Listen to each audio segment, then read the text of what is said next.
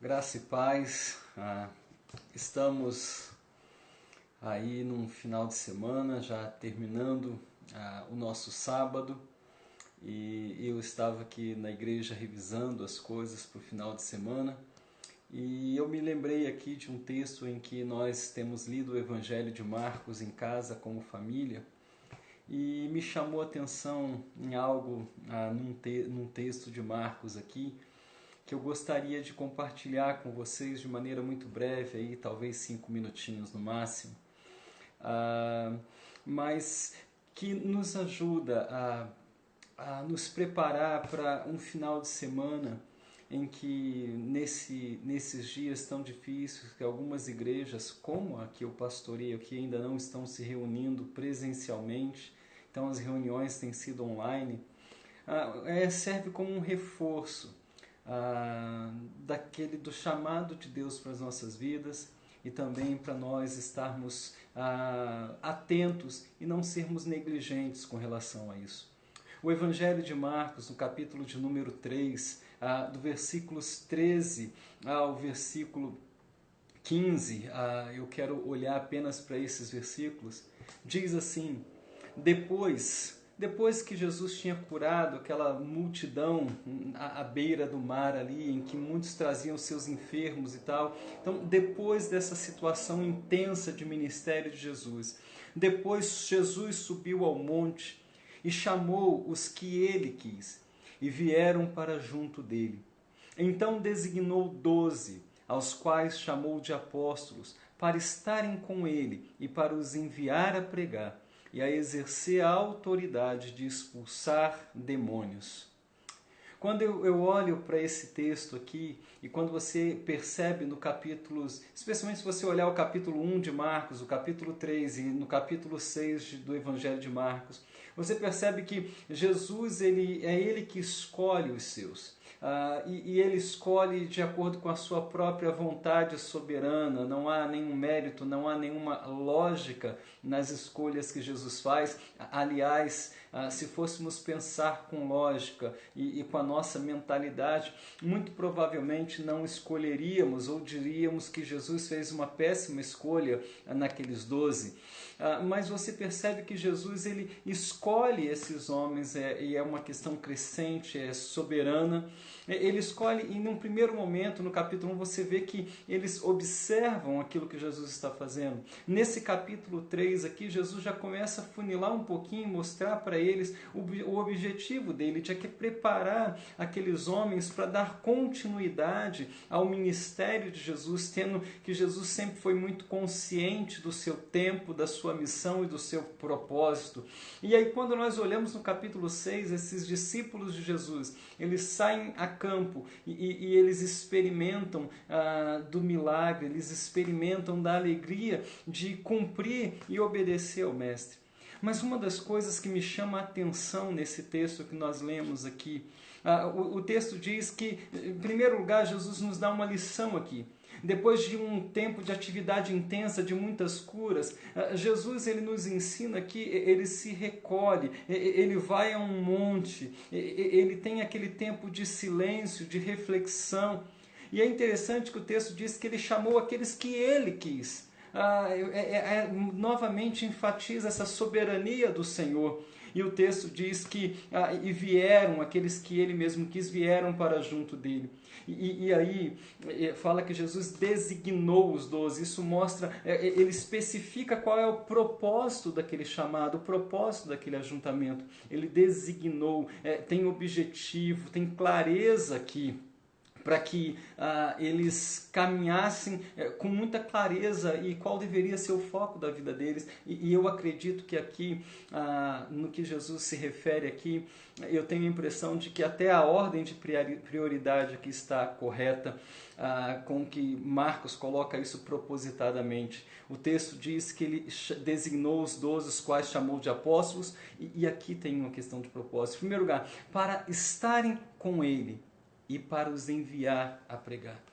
Perceba que antes de os enviar a pregar, antes daquilo que diz no versículo 15, de exercer autoridade sobre os demônios, perceba que Jesus designa essas pessoas para estarem com eles.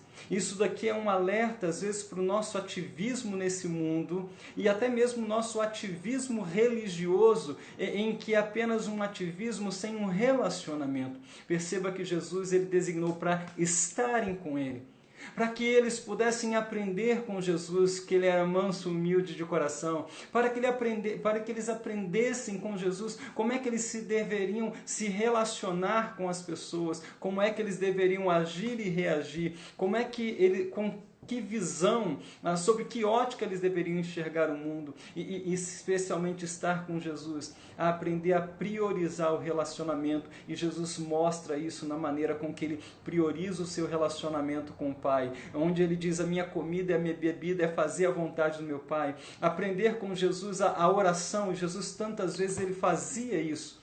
Então, lembre-se de uma coisa, o nosso chamado em primeiro lugar, foi soberano de Deus, nós não merecíamos. E em segundo lugar, lembremos-nos de que fomos chamados para estar com Jesus.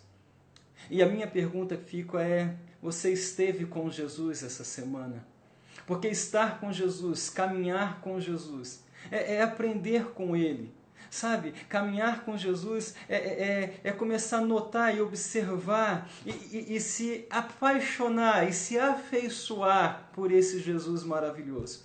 Nós somos chamados para estar com Jesus. Nós somos chamados não só para estar com Jesus. E aí sim vem a sequência. Estar com Jesus. E para os enviar a pregar.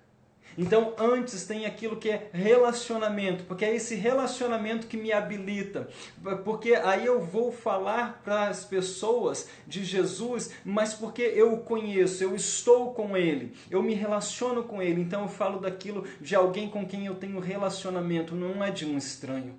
Então nós precisamos estar com Jesus para que falemos dele com maior autoridade, para que falemos dele com maior convicção, para que falemos dele daquilo que nós mesmos temos experimentado dele, de experiência pessoal e crescente com ele. E aí o resultado, e aqui fechando a nossa breve reflexão aqui, e aí Jesus fala assim, para estar com ele, para os enviar a pregar e a exercer a autoridade de expulsar demônios. É esse estar com Jesus que nos leva a proclamar esse Jesus, que traz mais do que uma libertação, uma nova ideia, algo apenas cognitivo, mas é algo que transita numa esfera espiritual em que só Jesus tem poder de libertar o homem e a mulher dos seus pecados, do seu estilo de vida fútil de viver, de um estilo de vida enganoso, de um estilo de vida escravizado ao pecado, a exercer autoridade sobre os demônios, a exercer autoridade no mundo espiritual. Então, nós estamos chegando no final de semana. Não importa se você vai se reunir presencialmente com a sua igreja, e eu anseio o momento de estarmos juntos novamente como igreja, ou se você vai da sua casa assistir a uma programação online da sua igreja. Mas esteja com Cristo.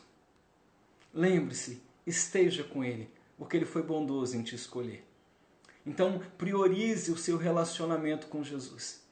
Porque aí, quando você sair para pregar no seu dia a dia, na sua semana, você vai falar de algo que é uma vivência aí pessoal, de um relacionamento pessoal.